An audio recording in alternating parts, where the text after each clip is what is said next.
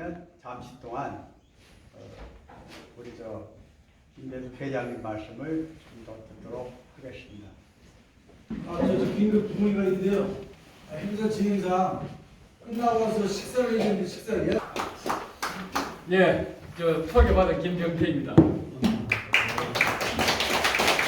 회장님께서 애국동 집회 와서 이제 활동을 좀 하자, 집행부로 들어와라 이렇게 해서 지금 대변인실을 맡고 있습니다.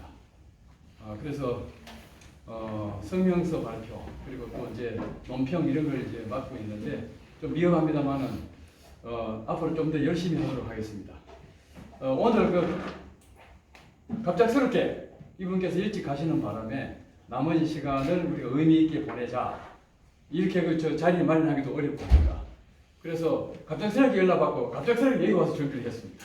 그래서 뭐 제가 자격이 있어서 이 자리에 선 건 아니고 자격이 아니고 어떤 면을 보면 희생 역할을 하게 된 그런 것 같습니다. 도움이 될 만한 것을 제가 갖고 있는지는 모르겠습니다만 같이 공유하도록 하겠습니다. 저는 원래 대학에서 중국어를 전공했습니다. 한국 외대 중국어과를 나왔습니다. 그때 졸업 논문이 중국 공산화였습니다. 그래서 공부 되게 많이 했습니다. 왜냐면 그 확인해 주는 분이 바로 대만에서 온 바로 그 교수님이셨어요. 그래서 공산주의에 대해서 많이 공부를 했습니다. 그래서 이제 졸업 논문이 중국 공산화였다는 거. 그리고 공산화하는 과정을 지켜보면서 정말 놀라웠던 것이요. 중국 공산화하는데 몇 명이 필요했겠느냐? 1919년에 코민테른이 만들어집니다. 코민테른이 만들어지고 거기에서 2명이 나오는데 다 수석했는 사람입니다. 1차 수석, 2차 수석했는 사람이 자기들이 생각하기로 가장 공산화를 시켜서 효과가 큰 데가 어디냐? 중국이었어요. 그 당시에 4억 5천 인구였습니다. 4억 5천을 공산화시킨 것보다 크게 어떻겠습니까? 그래서 보이틴스키라는 사람하고 마링이라는 사람이 바로 중공에 들어옵니다. 그래서 교합을 해서 교육을 시킵니다. 그리고 교육이 뭐냐? 사명감에 불타게 만들었어요. 공산주의 사상에 대해서 확신하고 공산주의 사상을 희망을 걸고 공산주의 사상에 희망을 걸고 공산주의를 사랑하는 이거 어디에 듣던 거 아닙니까요? 아까 목사님 말 같으면 신망리 아니겠습니까? 교예요, 교. 중국 공산당을 그래서 이제 만드는데 13명이 창당을 하게 됩니다. 그게 1921년 7월 달이에요. 그때 몇 명이냐? 13명입니다. 중국 공산한테 몇 명이 필요했느냐? 13명이면 좋겠습니다. 그 사람들은 어땠냐? 사명감에 불타는 소수. 사명감에 불타는 소수가 못 이룰 것은 아무것도 없는 것입니다. 금방 우리 김국성 이 양반이 얘기했다시피 정신전력이 빵점이다. 그 정신전력을 하는 모르니까 그런데 우리는 알죠. 정신전력이 빵점이면 우리 국방력 하면 뭐 아까 얘기했다시피 우리 무기 체계도 좋고 또 돈도 있고 바로 이제 돈도 있고 경제력도 있고 인구도 많고 모든 면에서 다 좋은데 정신전력이 0이면 이게 더하기 관계가 아니고 곱하기 관계입니다. 곱하기 관계이기 때문에 정신전력이 0이면 나머지 다 많아도 0입니다. 그럼 지는 거죠. 그 얘기한 거예요. 쉽게 얘기하면 그렇습니다. 그래서 13명의 사명감에 불타는 창조적인 소수라고 자기들은 하는데 창조적이는 않아요. 그런 사람들이 그렇게 붉게 물들일 수 있었다. 그럼 그 공산사회주의가 그렇게 설득력이 있느냐? 사실은 아니에요. 이치도 맞지도 않고 논리적으로 맞지도 않습니다. 그런데 왜 그러느냐? 사명감에 불타는 소수가 불덩이심을 하다 보니까 뭐가 있나 보다 이런 겁니다. 그리고 또 반대 입장에 있었던 장개석 거기는 부패했었어요. 이게 자본주의 국가였어요. 자유민주주의를 갖다가 채택을 완전히 하지 못했지만은 그런 체제였습니다. 완전하지 못하기 때문에 공립 비밀을 많이 줬습니다. 부패했으니까. 월남도 부패했거든요. 자유를 추구하던 그런 당들이 부패하는 순간에 바로 적이 되는 겁니다. 바로 이제 먹이가 되는 겁니다. 그래서 소련이 공산하고 중공이 공산하고 베트남이 공산하는 데는 바로 부패가 있었다. 그리고 사상 무장이 없었다. 이게 결론입니다. 자, 그래서 공산주의의 실체 파악이 필요한데 공부를 갖다 안 합니다. 여기 계시지만은 공산주의에 대해서 실체를 공부하신 분이 계십니까? 안 하시는 거예요. 책이 없습니까? 책이 있습니다. 실체를 모릅니다. 그래서 우리가 지금 해야 될 게 바로 정신전력 강화인데 그렇게 해서는 알아야 됩니다. 그래서 대응이 가능하고 거의 우리는 무시 상태다. 이렇게 보시면 맞습니다. 장개석이 그렇게 무능한 사람이 아닙니다. 영명한 분이에요. 영명한데 왜 그렇게 그러면 무능의 대명사가 되었느냐? 다 아시지 않습니까? 밑에 사람들이 부패했어요. 장개석이는 부패하지 않았습니다. 두 번째 가정이 핵심인데 간첩들, 프락치아에 의해서 무능하게 되어버렸어요. 프락치아에 의해서 무능하게 됐다입니다. 프락치아가 어디서 나온 말입니까? 공산당이 만든 그 용어예요. 프락치아. 이 간첩 활동하게 하는 거예요. 거기에서 철두철미하게 무력화됐습니다. 영명하던 사람이 무력화된 것은 그것 때문에 그렇습니다. 그래서 장개석은 무력화된 나머지 패망하게 된 것입니다. 베트남도 마찬가지고. 그래서 이런 면에서 공산주의가 어떤 실체가 있는지를 같이 공유 좀 해보도록 하겠습니다. 자본주의와 공산주의가 있는데 자본주의가 완전하지는 않습니다. 공산주의보다는 훨씬 좋은데 완전하지 않다. 자본주의를 우리가 자유민주주의라고 합시다. 저기는 인민민주주의로 합시다. 저쪽에는 공상이에요. 공상.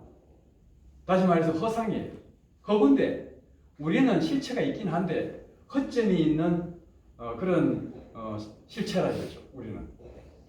그래서 이제 허점이 있다는 것은 완전하지 못하다면 공격의 빌미를 제공합니다. 바로 그래서 어떻게 하냐 이 사람들이 완전하지 못하기 때문에 날조합니다. 파브리케이션 날조합니다. 완전 새롭게 말도 안 되는 걸 갖다가 날조해가지고 나옵니다. 그 다음에 뭘 하느냐? 마니플레이션, 조작을 합니다. 조작 전문가들입니다. 지금 우리 좌파들 다 조작 전문가들이에요. 주사파들. 그리고 또 어떻게 하느냐? 왜곡, 디스토션, 비트로요. 왜곡 전문가예요. 또 뭐 하느냐? 선전선동의 전문가들입니다. 그 선전하는 게 몇 가지냐? 세 가지예요. 첫째, 흑색 선전. 이거 심해요. 그 다음에 회색 선전. 그 다음에 역선전. 뒤집어놓는 거. 뒤집어엎기. 역선전. 이게 이제 프로파간다예요. 프로파간다. 블랙 프로파간다, 그레이 프로파간다, 그 다음에 리버스 프로파간다. 이게 좌파들의 전문입니다. 그 다음 또 뭐가 있느냐? 대마고거리. 대마고거리가 뭡니까? 선동하는 거예요. 선동하는 거예요. 그래 이걸 통해서 어떻게 하느냐? 사실 왜곡이 돼가지고 사람들을 갖다가 어디로 이끄느냐? 이성을 마비시켜요. 세뇌시킵니다. 세뇌시켜서 이성을 마비시키고 지성을 마비시킵니다. 그럼 어떻게 되느냐? 그냥 따라가는 거예요. 그래서 지금 보면 한마디로 말해서 뇌를 작동 안 시키고 지성 마비, 이성이 마비되기 때문에 뭘 하느냐? 진영 논리에 빠져 있는 거예요. 캠프 로직에 빠져 있는 것입니다. 캠프 로직에. 진영 논리에는 생각이 없어요. 그냥 따라가는 겁니다. 이게 지금 우리 나라에 일어나고 있는 일들입니다. 이성마비, 지성마비. 이게 보통 문제가 아닙니다. 그래서 무지몽매한 대중들을 이렇게 해서 가고 있다. 저는 봤을 때 한 84%는 무지몽매하다고 생각합니다. 우리나라. 그래서 자유민주주의를 할 수 있는 준비 태세가 안 돼 있는 나라예요. 이걸 보면 우리 지금보다도 자유당 처음 만들 시기, 원래 국가 창건할 그 시기에 얼마나 이승만 대통령이 고생이 많았고 이렇게 위대한 일을 했는지 정말 참 감사드리지 않을 수 없습니다. 국민들은 그 수준이 안 됐는데 실제 그렇게 우리 나라가 자유민주국가가 됐으니까요. 그래서 지금도 아직도 자유민주주의 할 수 있는 준비가 우리나라 국민들은 안 돼 있습니다. 84%라고 저는 얘기합니다. 깨어있는 16%가 우리나라를 이끌고 있습니다. 그리고 보셔야 됩니다. 여기 계신 분들입니다. 우리나라 종북주사파 연구를 저는 많이 했습니다. 왜 했냐? 저는 공산주의에 대한 연구도 했지만은 제 아들 때문에 그걸 하게 됐습니다. 제 아들이 저는 이제 삼성그룹에서 쭉 근무하면서 뭐 임원까지 높은 자리까지 올라갔습니다만은 회사에 몰두하느라고 아이에게 어떤 인격 형성에 도움 준 것도 없고 그저 얼굴 본 것밖에 없어요. 자식이 와이프가 다 키웠습니다. 그러니까 대화가 없었어요. 그러다 보니까 자식이 어디 간지도 몰랐습니다.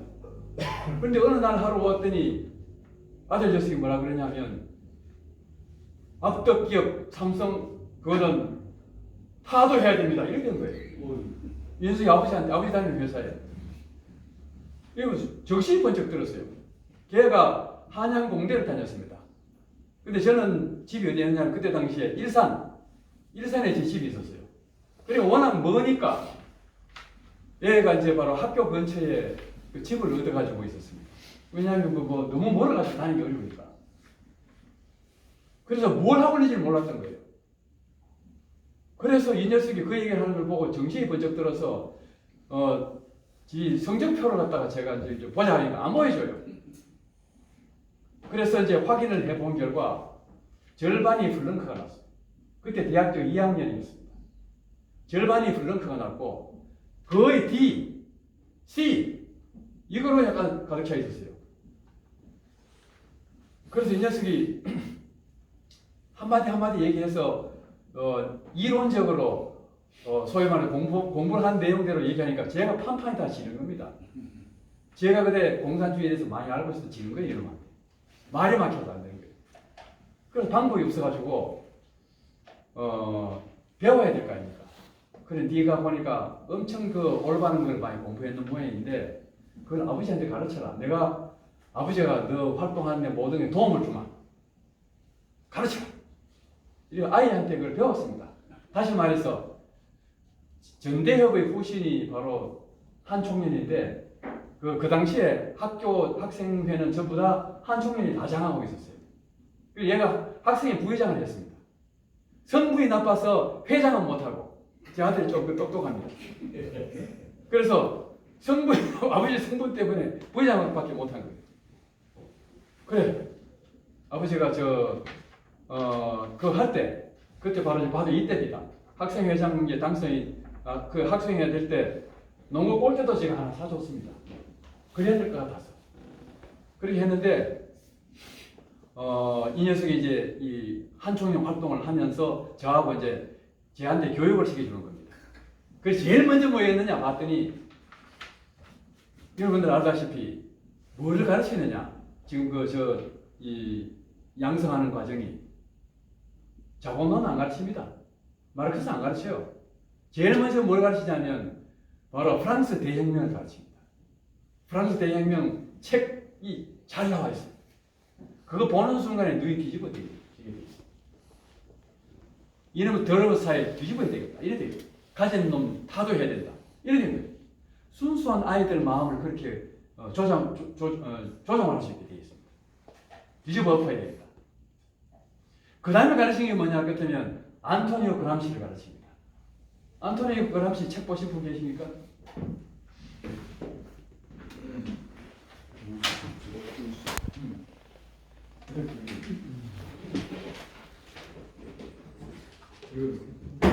복중수고 15,000페이지입니다. 이게 이제 바로 안토니오 그람시가 무솔리니에게 사로잡혀가지고 감옥에 있으면서 이제 생각했던 것이 뭐냐면 아니 이론상 자본주의는 괴멸되게 되는데 왜 안 되느냐?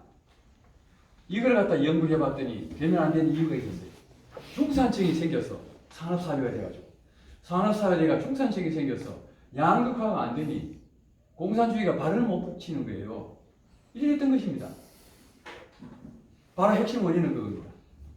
그래서 중산층이 무너져야 되는데 중산층이 안 무너지고 중산층이 유럽 사회에 가득 차 있어요.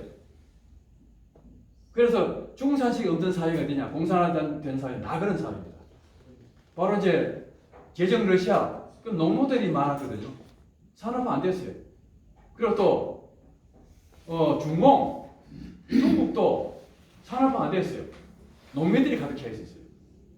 이래서 농민 혁명입니다, 사실은. 지금 공산화된 게 처음 시작이 산업화된 사회에서 일어나지 않았습니다.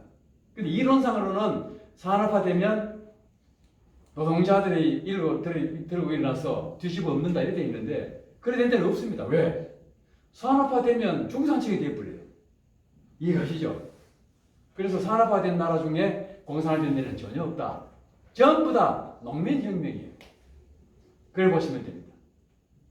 그래서 얘기를 좀 진행하자면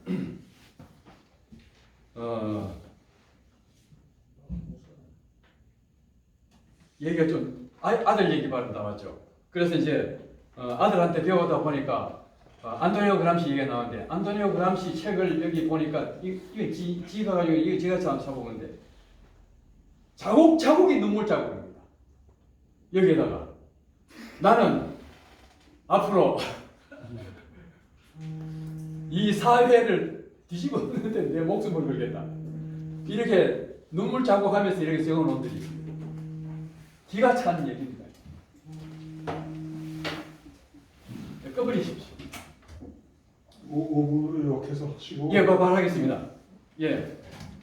그래서 아이가 이렇게 있는 걸 갖다가 이제 뒤집어 꺼내야 되니까 꺼낼 수가 없었어요. 그래서 방법을 두 가지를 했는데 첫째는 배운 것에 대해서 이제 역공을 하고 그다음에 이제 두 번째가 뭐냐면 바로 이제 실제로 보여줘야 되겠다. 그래서 아이와 함께 계속 시간만 나면 중공에 들어가서 실제 모습을 보여줬어요. 바로 이제 그때 당시에 중공이 개방을 해서 한참 경제 성장을 하고 있을 때 바로 이제 주자파들이 한참 할 때입니다. 자본주의가 들어올 때예요. 그래서 제일 먼저 심천을 보여줬어요. 그리고 상해 보여주고 북경 보여주고 그 다음에 저 내륙에 있는 파오타우라든가 이런 아주 낡은 도시들 이런 데 가서 보여줬어요. 그럼 그게 이제 원래 이 공산당들이 다스렸던 그 모습들이 정당하게 내부에 다 나와 있어요. 비참합니다. 비참할 정도가 아니에요. 그런데 자본주의화된 이 사회를 보여줬어요. 어떻게 생각하냐? 어느 게 더 살기 좋으냐? 그때 당시에 또 북한도 문제 좀 생겨서 북한이 자유가 있냐? 자유 없대. 그러면 평등하면 행복하냐? 평등하면 행복하대. 다시 한번. 그럼 다 같이 평등하게 억압받으면서 가난하게 사는 거 아니냐? 자유 없으면. 자유 없다는 게 억압받는 거 아니냐? 그러니까 얘가 대답을 못해요. 실제 보고 이렇게 하면서 뒤집어 엎기 시작했습니다. 그러다가 이제 이 녀석이 흔들리니까 얘가 이제 그 여름 방학 때 어디 갔느냐 하면 바로 청량이라는 데 있어요. 충청남도 청량. 거기에 농활을 갔습니다. 농활은 정확하게 말씀드리면 2주간씩 이리 막 갑니다. 가면 의식화 과정이에요. 의식화 프로그램이 나와요. 의식화 프로그램이 나오고 그 프로그램대로 진행합니다. 그리고 거기에는 토론하는 주제가 3개를 줍니다. 근데 거기에 전부 다 뭐냐면 바로 이제 그 미군 철수 첫 번째가 미군 철수. 그 다음에 이제 그 공산주의 사상 하는 거, 남한에 부패해 있는 모든 문제를 뒤집어야 될 이유, 그 3가지, 딱 3가지. 딱 3가지 주면 그거 가지고 하는 순간에 의식화 되어 갑니다. 그렇게 되어 있어요. 근데 아들 녀석이 그거 다 지가 대장이니까 하나를 바꿨어요. 하나를 바꿔가지고 주제를 했는데 이게 금방 보호가 돼가지고 바로 이제 통제하는 위에 조직이 바꿔라 하는데 이 녀석이 자존심이 있어서 안 바꿨어요. 그래서 내려와가지고 사왔어요. 그러다가 싸우다 보니까 젊은 애들이 혈기가 있으니까 패고 달고 해서 애가 이빨이 하나 나갔어요. 제 아들이. 그래서 제가 이제 그때 당시 어디 있었냐면 충청 본부장을 하고 있었습니다. 임원이죠. 그리고 바로 그 가깝잖아요. 그래서 제가 이제 차를 몰고 가지고 아들을 이제 데리고 갔습니다. 너는 이제 거기서 나와라. 이래가지고 그 조직에서 나오게 됐는데 나오고 나서 학교를 다니지를 못하는 거예요. 왜냐하면 왕따를 시켜가지고 학교 다닐 수가 없어요. 그래서 공부 시작하고 5분 뒤에 들어가고 끝나기 5분 전에 나오고 이런 식으로 하다 보니까 도저히 안 돼서 군대 가라. 이래 아들이 다행히 뭐 영어 실력이 좀 좋아서 카츄샤를 갔다 오게 됐습니다. 인디안 헤드부대라고 바로 유명한 부대입니다. 거기에 이제 가서 혹독한 훈련을 많이 받았어요.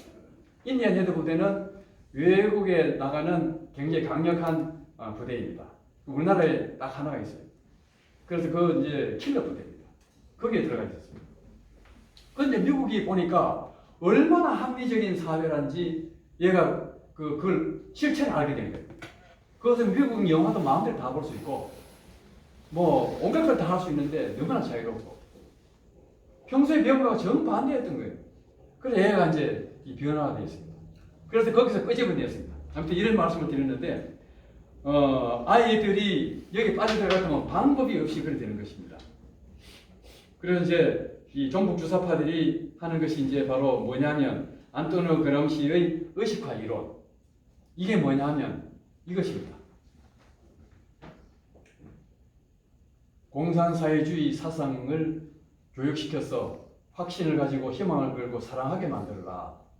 그러면 그 사람들을 어디로 보내느냐 하면 각계 요청의 요소에 다 보내라. 그리고 거기서 아지트를 구축하라.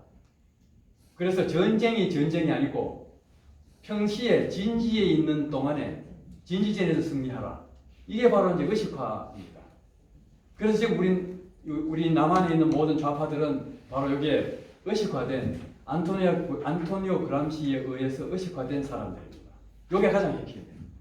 그래서 아지트를 구축했는데 어떻게 했느냐? 다 구축했어요. 모든 분야에. 그래서 한번 볼까요? 교육계 정교조, 그 다음에 경제계는 민주노총, 민주노조, 민노련, 금융노련, 건설노련 노조, 정치계는 앞에 바로 입법부에 지금 다장하게 있죠. 그리고 이제 행정계는 전공로, 지자체 쫙 장악하고 있죠. 그거다 이제 마을 공동체까지 많은데 이 마을 공동체가 어디에 나오냐면요.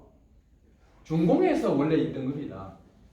중공에는 원래 소비에트구라 그래가지고 소비에트 특구가 있었어요. 공산 군들이 장악하고 있는 지역. 거기는 공산군만 있었는데 이제 이걸 하다가 이제 소탕을 당하니까 제2차 국공합작을 했을 때 그때 국민당으로부터 돈을 받아가지고 자기들 아지트를 계속 늘려나갔어요. 거기서는 공산당만 가지고 안 되기 때문에 다른 사람들도 거기에 있으면 다른 당도 있게 되어 있습니다. 8개 당이 있어요. 그런데 거기에 마을 공동체가 나옵니다. 그거 갖다 놓은 게 우리나라 지금 하겠다는 것이 그 마을 공동체입니다. 중공이 이 원 바탕입니다. 그래서 소비에트부에서 만들어진 고단함께 마을 공동체라는 거. 요거는 열려있는 사회에 대응하는 방식입니다. 그래서 지금 아까 얘기하신 그쪽 우리 그 조직에서 하시는 걸로 알고 있습니다. 대응을. 그리고 이제 그 다음에 보면 예술계는 문화음악 미술단체, 뭐 연극단체, 영화단체 전부 다입니다. 방송계, 그 다음에 언론계, 언노련 전부 다 장악하고 있어요. 종교계, 정의구현 사전에 비해서 모든 종교 다 있습니다. 사회적으로 사회계는 어떻게 되어 있냐? 시민단체를 만들어라 그래요. 시민단체를 막 1,100몇 개를 만들어서 이게 뭐 하느냐? 바로 이제 기생충이죠. 그 뺄 때 빼먹는 거. 흡혈귀에 뒷다리 잡는 역할. 그리고 물귀신 작전. 이래가지고 못 가게 하는 거예요. 그렇게 하라는 겁니다. 이게 바로 이제 안토니오 그람시의 의식화 이론입니다. 자, 여기에 따라서 또 하나 더 보태진 게 뭐냐? 김일성 주체사상을 잠깐 설명했습니다. 이건 딴 게 아니고 민족주의인데 예, 기빌성 민족주의예요. 그 나머지는 다 아닙니다. 그래서 반일하는 이유 다 여기서 나옵니다. 기빌성 주체사상하고 관계됩니다. 그래서 이런 거 하고 철두철미하게 비밀주의 이게 같이 들어가 있어요. 공산사회주의는 비밀주의입니다. 우리는 다 열려 있어요. 우리는 다 열려 있는데 공산당 지금 좌파들은 다 비밀주의입니다. 그거 뭘 하죠? 그래서 뭘 하고 있는지 모릅니다. 그러고 우리는 대응하고 있는 거예요. 그걸 알아야 됩니다. 그래서 비밀주의에서 나오는 게 간첩과 프락치. 지금 국힘당 안에 프락치가 가득 차 있습니다. 가득 차 있습니다. 간첩도 있어요. 저 더불어민주당엔 간첩은 더 말할 것도 없고요. 이건 뭐 보통 문제가 아닙니다. 요소요소에 다 들어가 있다는 거 아까 얘기했죠. 그래서 이런 문제들이 있기 때문에 우리는 그러면 어떻게 되느냐 이래 얘기를 갖다가 이제 같이 안 할 수가 없습니다. 그래서 아까 이제 국방 스톱하라는 말씀을 주셨는데 제가 이제 빨리 끝내고 스톱하겠습니다. 그럼 우리는 어떻게 되느냐? 공부하자. 지금 바로 이런 것이 다 공부하는 자리입니다. 그리고 책을 읽자. 책을 읽어야 됩니다. 알아야 됩니다. 저는 제가 나온 학교에 가서 뭘 했냐면 대학생들을 위해서 거기에 이제 중시하기 때문에 멘토링을 했습니다. 3년을 했습니다. 그래서 나이가 많으면 그게 이제 아웃입니다. 3년간 하고 이제 아웃이 됐는데 그 학생들하고 얘기하면 희망을 얻었습니다. 왜? 그동안 배워온 게 이 이념 교육은 정교조밖에 없었어요. 그쪽 하는 좌파밖에 없었는데 정반대되는 걸 갖다가 얘기해 주니까 모래에 물 붓기식으로 들어갑니다. 다 돼요. 그래서 다 전환했습니다. 제가 했는 사람들은 다 전환했습니다. 그래서 공부를 하셔야 된다는 거. 공부를 해서 그 다음에 멘토링을 해야 된다는 거. 자식들을 얼마든지 전환시킬 수 있어요. 공부하면. 왜냐하면 그건 허구이기 때문에. 그래서 공부를 하자. 그 말씀을 드리고요. 그 다음에 이제 말씀드린 거는 제가 동아면세점 앞에서 11월 26일 날 그때 처음으로 큰 무대를 우리한테 허락해가지고 제가 좀 시간을 좀 오버해서 했는 건 과욕이었습니다만 왜냐하면 워낙 중요하기 때문에 하고 싶었어요. 기회가 없을 것 같았어요. 그때 뭘 했느냐? 시대적 사명을 제가 말씀을 드렸습니다. 시기마다 시대적 사명이 다 달라져요. 우리는 그동안에 잘 해왔습니다. 근데 언제부터 시대적 사명을 놓쳤느냐? 노무현 때부터 시대적 사명을 놓쳐버렸어요. 시대적 사명을 놓치니까 비전이 없는 국가가 되어버려요. 비전이 없다 보니 어떻게 됩니까? 지리멸렬. 그저 다툼밖에 없어요. 국론 분열. 그 수밖에 없습니다. 우리 가야 할 곳은 거기가 아닌데. 그래서 그때 제가 이제 제시했던 것이 총체적 선진화라고 이렇게 말씀드렸습니다. 처음 들어보신 분 계십니까? 총체적 선진화. 모든 분야의 총체적 선진화. 그 중에 가장 중요한 게 국민의식 선진화입니다. 국민의식 수준이 아직도 자유민주주의를 갖다 받아들일 수 있는 준비가 안 되어 있습니다. 대부분이 80%가. 이분들에게 확산을 시켜야 되는 것입니다. 총체적 선진화로 우리는 가야 된다. 총체적 선진화를 가게 되면 어떻게 되느냐?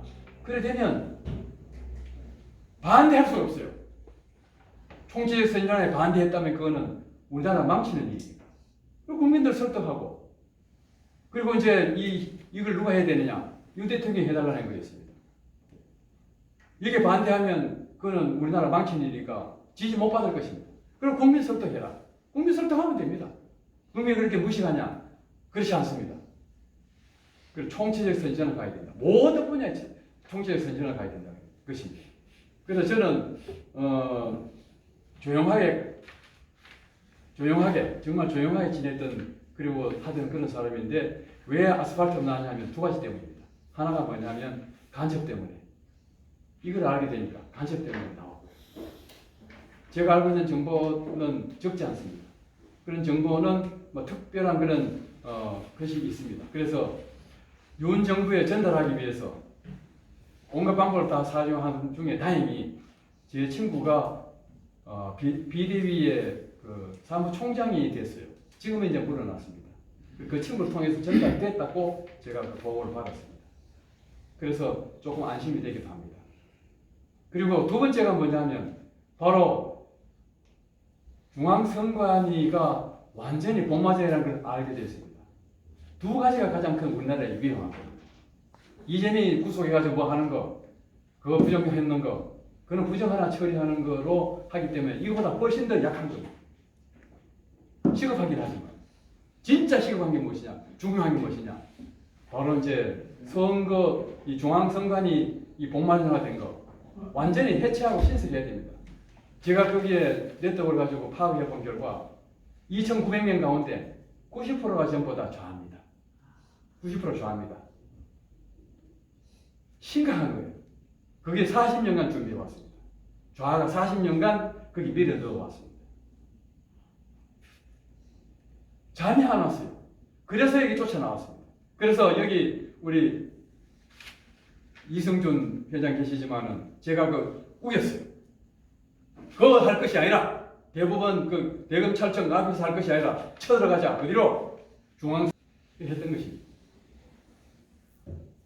그 때문에 나왔습니다. 간첩은 전달 잘했고 이거는 지금 열심히 하고 있고 그래서 저는 이게 나왔다는 말씀을 드리고 미력 하나 막 준비 안 된 상태에서 갑자기 이거 올라서 가지고 두서없이 말씀드려서 죄송합니다. 감사합니다. 감사합니다.